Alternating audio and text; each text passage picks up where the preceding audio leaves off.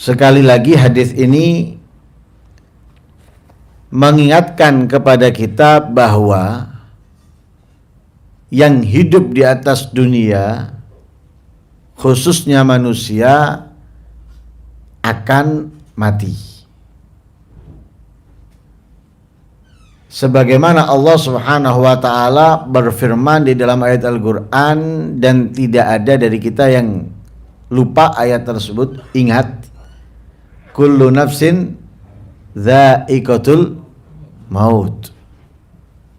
Setiap yang bernyawa, dha'iqatul maut, akan merasakan al-maut, kematian. Kematian telah ditetapkan oleh Allah Subhanahu wa taala sebelum kita lahir. Sebagaimana di dalam hadis Rasul sallallahu alaihi wasallam menjelaskannya ketika berada di perut ibu atau janin di perut ibu pada usia 120 hari. Di situ Allah Subhanahu wa taala memerintahkan malaikat untuk menetapkan 4 perkara. Di antaranya adalah ajaluhu, masanya, waktu hidupnya. Jadi sudah ditentukan bahwa ia akan hidup dan akan mati.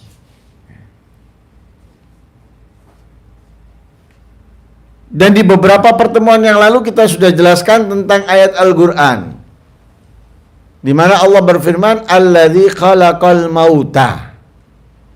Allah yang telah menciptakan al-mauta, kematian di dunia.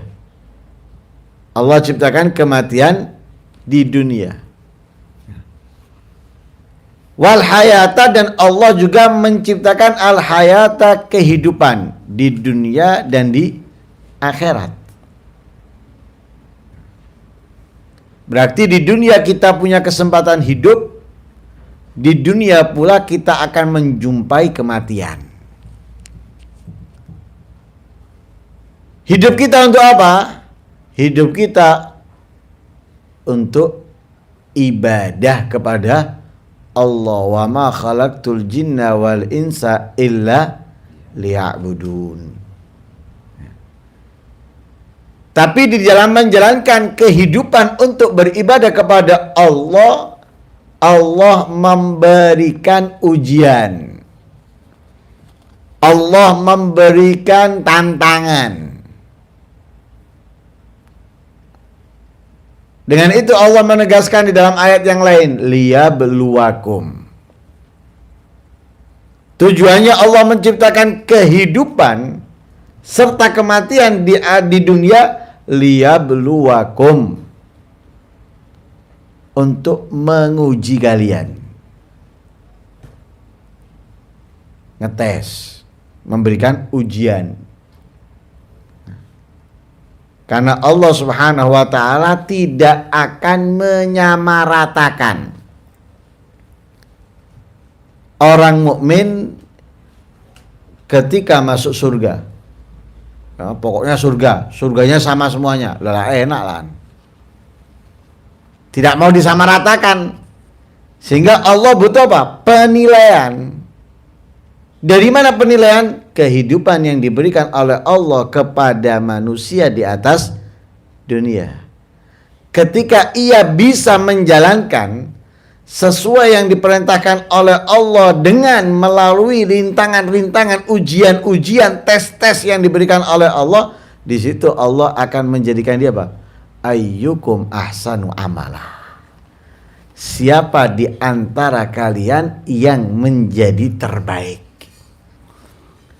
menjadi yang termulia. Itu tujuannya. Jadi Allah menciptakan kehidupan di atas dunia serta kematian, tujuannya menguji agar menjadikan tempat yang terbaik bagi orang yang mendapatkan nilai yang baik, yang bagus. Dan alhamdulillah kematian itu tidak sekali kita lihat. Baik dari anggota kerabat yang terdekat sampai kerabat yang jauh, tetangga yang dekat sampai tetangga yang jauh, dari teman yang paling dekat sampai teman yang jauh, bahkan orang yang tidak kita kenal pun. Kita telah menyaksikan kematian dari mereka.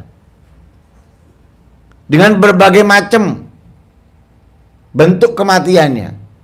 Ada yang tidur nggak bangun, ada yang mengendarai sepeda, ada yang mengendarai motor, ada yang mengendarai mobil, entah itu mati karena jatuh, ditabrak, ataupun terpleset dan semisalnya. Dengan berbagai macam. Tapi semuanya sama, mati. Dan kesamaan lain, kita tidak melihat dari mereka membawa sesuatu pun dari apa yang mereka miliki, bahkan yang paling mereka cintai di atas dunia. Gak ada. Tidak membawa apapun. Yang kaya tidak membawa tempat tidurnya yang empuk, tempat tidurnya yang nyaman, enggak. Bantal kasurnya, gulingnya, enggak. Kipas angin, AC dan semisalnya, tidak. Kulkas, freezer, tidak. Sendok, garpu, piring, enggak. Pisau dan semisalnya, tidak. Tidak membawa apapun. Dari siapapun yang kita lihat mereka mati, ketika diantarkan ke kuburan, tidak ada dari mereka yang membawa apapun. Yang dijaga, yang dirawat, dari barang, dari benda, dari harta, ternyata tidak ada satupun yang dibawa. Karena itu, di sini Rasulullah SAW menegaskan, mayit ketika mati ada 3 yang menyertainya. Ada 3 yang menyertainya. Lah 3 yang menyertai itu, pertama, ahluhu, keluarganya. Pasti. Setiap orang punya keluarga. Walaupun mungkin di saat itu ia sendirian, tapi dia punya keluarga. Bapaknya punya saudara, atau punya orang tua, atau bapaknya punya sepupu. Yang jelas pasti dia punya keluarga. Entah keluarga sambung atau nggak nyambung, yang penting punya keluarga. Mayit punya keluarga. Keluarganya ditinggalkan. Kemudian mayit punya harta, nggak punya rumah, nggak punya motor, nggak punya sepeda, tetap dia punya harta. Apa? Pakaian yang dipakai. Pakaian yang dipakai itu ada hartanya mayit. Berarti dia punya apa? Punya harta. Kemudian amaluhu, punya amal. Nggak ada orang hidup di atas dunia nggak punya amal, nggak mungkin. Pasti punya amal. Lah ini menyertai mayit. Jadi mayit ketika mati tidak lepas dari 3 ini. Keluarga, harta, dan amal. Tapi kalau kita lihat yang dinyatakan oleh Rasulullah, fayarji'u tsnan wa yabqa wahid. 2 akan meninggalkan mayit. Sisa 1. Mayit akan ditemani oleh 1, yang 2 akan meninggalkannya. Siapa yang meninggalkan? Perhatikan ini. Yang meninggalkannya dia siapa? Ahluhu wa maluhu, keluarganya dan hartanya. Yang sayang istri, yang sayang anak-anaknya, yang sayang rumahnya, yang sayang motornya, mobilnya, dan yang lain sebagainya. Perhatikan ini. Tidak ada dari mereka yang menemanimu. Tidak ada dari mereka yang membantumu. Justru apa? Keluarga bisa menjadi penuntut utama. Menjadi penuntut utama. Sebagaimana Rasul sallallahu alaihi wasallam bersabda, "Awwalu ma yata'allaqu birrajuli yaumal qiyamah ahluhu wa waladuhu." Pertama, yang menuntut seseorang di hari kiamat itu adalah keluarganya dan anaknya. Anak dan keluarga, istri dan anak-anaknya yang menuntut. Oh, di dunia meninggalkan kegiatan kebaikan, ketaatan, baik itu ilmu yang wajib dicari, mengagungkan, memuliakan Rasulullah dengan menghadiri majelis maulid dan lain sebagainya, ditinggalkan, diganti dengan kerja tak kenal waktu, siang dan malam, untuk menggembirakan istrinya, untuk menggembirakan anak-anaknya. Ternyata waktu yang dia habiskan untuk menyenangkan mereka tidak sama sekali dihargainya oleh mereka. Justru dituntut. Aku dikasih makan ini ya Allah. Di dunia senang ini, terima kasih nih istrinya. Makasih mas. Sampean tuh kok no aku iki mas. Kerentek aku mang kepingin iki. Wow, seneng istrinya. Anaknya juga gitu. Terima kasih pak, terima kasih pak. Wow, seneng-seneng ayah anaknya. Ternyata ya Allah, aku dikasih makanan dari uang subhat, dari uang haram. Beda loh ya. Di dunia senang, bahagia dikasih makanan itu. Ternyata di akhirat dituntut. Seperti apa? Orang senang dikasih duit. Dari korupsi senang. Tapi ketika ditangkap dicokot, ngamuk-ngamuk. Atau yang ditangkap yang dikasih ketangkep. Yang ngasih dilaporkan juga. Apa kata yang ngasih? Bangsat kau nitakei, aku dicokot. Sama nanti orang tua, bapak, suami seperti itu. Yang disenangkan di dunia, istri dan anaknya, ternyata mereka menuntut. Pertama justru, sebelum yang lainnya. Sebelum yang lainnya, dikasih makanan haram, aku nggak diajarkan ilmunya wudhu, aku tidak diajarkan ilmunya sholat, aku tidak mengerti tentang najis, aku dan lain sebagainya. Bahkan digambarkan tinggal selangkah masuk surga. Misalnya tinggal masuk kaki kanan di surga sudah ketarik, tidak jadi, indah ke neraka. Itu waspada, hati-hati.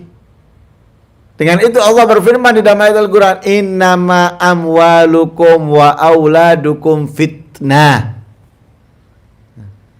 Harta kalian, anak kalian itu fitnah.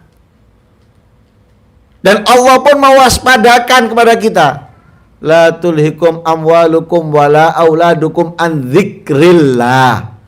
Harta kalian, anak kalian jangan menjadikan sebab kalian lalai kepada Allah Subhanahu wa ta'ala. Makanya jangan geremi bojo ambek anak toh. Dianggap ana oma, kemudian dijak keliling ke sana kemari, dibahagiakan. Akhirnya kamu sendiri lupa menjalankan kewajiban. Kewajiban kamu kepada Allah. Akhirnya yang kamu senangkan, yang kamu bahagian menuntut. Hati-hati.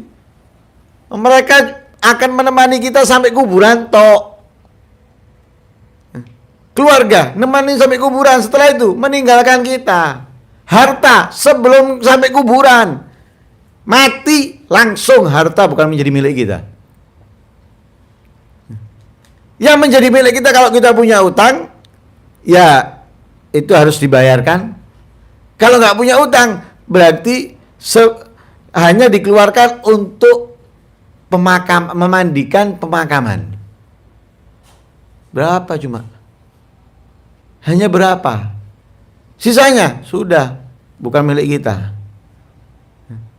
Bukan milik kita. Meninggalkan kita tuh. Harta meninggalkan duluan. Mati. Kalau kita punya utang, sebagian dari harta itu wajib digunakan untuk membayar utang. Kalau nggak ada, berarti dari harta itu diambil sebagian untuk proses pemakaman, memandikan dan memakamkannya. Ya, seperti kafan, ya, apa yang dibutuhkan untuk memandikan, kemudian kuburan. Nah, selesai. Selainnya punya ya, anak, istri dan lain sebagainya. Nah, keluarga diantarkan sampai kuburan. Setelah itu dada. Nah, walaupun matanya sembab habis nangis, ya dihitung jam aja. Dihitung jam. Setelah itu ya sudahlah, senyum. Senyum, mungkin besok sudah ketawa dan yang lain sebagainya. Terkadang mungkin di depan orang masih kelihatan sedih, tutup pintu rumah ya beda lagi. Insya Allah tidurnya sudah bisa nyenyak, bisa ngiler. Nah, karena itu pikir mana yang terbaik untuk kita, yang menjadi terbaik juga untuk mereka. Jangan hanya dipikirkan yang digambarkan, yang diidam-idamkan itu duniawinya. Kita mendukung mereka dalam duniawi, kita menyenangkan mereka dalam duniawi. Percuma. Nanti mereka menuntut kita senangkan mereka dengan ukhrawi, dengan segala sesuatu yang bentuknya akhirat. Nanti kita meninggal, mereka nggak mungkin bisa menuntut kita.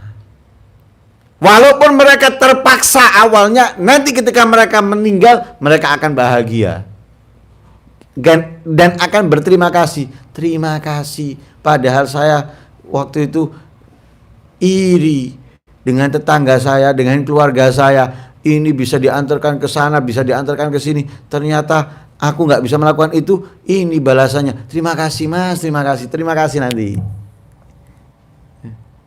Sekarang mungkin wah, enakan bojone, enaknya istrinya fulan, enak istrinya fulan, bisa gini, bisa gitu. Aku bisa apa? Mau beli aja nggak bisa beli. Mau ini nggak bisa, mau itu. Iya sekarang. Kamu belum tahu balasan yang akan kamu dapatkan. Karena apa? Kamu tidak diberi kesenangan duniawi tapi ukhrawi. Itu suami harusnya seperti itu. Kalau enggak, angger mono oma, kemudian nyenangkan duniawinya saja. Oh, enten ono. Nggak ada kebahagiaan kamu nanti. Yang kamu bahagiakan nggak akan membantu kamu, justru menuntut kamu. Yang tersisa apa? Tersisa satu yang menjadi teman setia kita. Amaluhu, amalnya. Wa yabqa wahid. Yang tersisa, yang setia dengan kita hanya satu apa? Amal. Nah, tentunya amal baik. Amal, sholat, puasa, zakat, ya, sedekah, baca Al-Quran, membantu orang muslim dan yang lain sebagainya. Ini yang akan menemani kita, yang tidak akan meninggalkan kita. Ya, semua meninggalkan kita, semua akan menuntut kita, tapi justru amal ini akan membantu kita, akan menolong kita. Karena dimisalkan oleh Rasul Shallallahu Alaihi Wasallam di dalam hadis yang cukup panjang daripada hadis yang diriwayatkan oleh Imam Bara' bin Azib. Ini di dalam sifat pertanyaan dalam kubur. Ya'tihi rajulun hasanul wajhi, hasanul thiyab, hasanul rih. ketika nanti di alam kubur akan mendatangi seseorang yang mati akan didatangi oleh seseorang yang ganteng, yang tampan, pakaian yang bagus, harum, wangi. Fayaqul abshir billadzi yassarak. Orang tersebut akan berkata kepada si mayit, oh, kabar gembira untukmu, kabar kesenangan, kebahagiaan untukmu. Lah nggak kenal, ditanya, man ant, siapa kamu? Akan menjawab, ana amaluka soleh, aku adalah amal solehmu. Jadi amal kebaikan kita itu akan diserupakan oleh Allah seseorang yang tampan, yang harum, yang bersih, memberikan kabar gembira, kabar kesenangan, kabar kebahagiaan, amal solehnya. Itu kalau orang beramal soleh, akan menjadi kebahagiaan dia, kesenangan dia, ditemani dia, dihibur. Tapi kalau orang nggak memiliki amal soleh atau justru amal solehnya sedikit, akan datang kepadanya orang yang buruk rupanya, kotor, baunya busuk. Ketika datang memberikan kabar buruk, kabar yang menyedihkan, yang menyakitkan, akan diazab. Naudzubillah min. Karena itu kita ini di atas dunia perbanyak amal soleh, perbanyak. Jangan hanya puas dengan apa yang sudah kita lakukan, tapi kita harus menambahnya, walaupun itu dikit demi sedikit, harus menambahnya. Bukan harus cukup dengan apa yang sudah ada, jangan. Itu kalau dunia nggak apa-apa. Kalau masalah dunia cukup dengan apa yang ada, nggak masalah. Tapi kalau amal soleh jangan. Terus harus kita tingkatkan, harus kita tambah pelan-pelan, dikit demi sedikit. Dan amal soleh ini yang akan bisa menghindarkan kita daripada azab kubur, yang akan bisa menjauhkan kita dari api neraka murkanya Allah Subhanahu wa ta'ala, yang akan menemani kita. Karena kita ini kalau masuk kuburan sudah nggak ada yang menemani kita kecuali amal soleh, ya. Amal soleh. Kita nggak ditemani oleh siapapun, nggak istri, nggak anak, nggak harta. Yang menemani siapa? Amal soleh. Sendirian kita di alam kubur, di alam barzah. Tapi ketika kita memiliki amal soleh yang banyak, oh, itu yang akan menemani kita.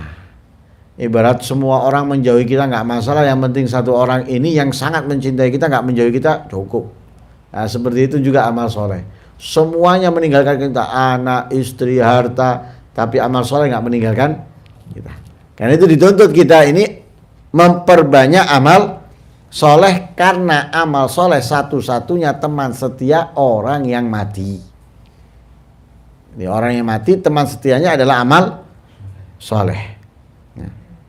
Nah, dianjurkan kita untuk memperbagus amal soleh dan menambahkannya dengan segala macam kebaikan. Untuk apa? Menjadi penenang kita, penghibur kita di alam kubur khususnya dan di akhirat pada umumnya. Nah, ya, yang kita di atas dunia ini sekarang sementara ini kan kita lebih mengutamakan anak, lebih mengutamakan harta. Ternyata harta dan anak akan meninggalkan kita. Yang menjadi teman setia kita dalam kesusahan, dalam kesedihan, dalam kesendirian adalah amal. Amal soleh. Karena itu tingkatkan amal soleh kita. Tambahkan amal soleh kita. Mudah-mudahan amal soleh kita diterima oleh Allah Subhanahu wa taala. Dan mudah-mudahan dengan diterimanya amal soleh kita, Allah Subhanahu wa taala memudahkan kita untuk menambahkannya dan memperbaiki dan memperbagusnya. Amin Allahumma amin. Wassallallahu alaihi wasallam Muhammadin nabiyil ummi wa sallam. Alhamdulillahirabbil alamin.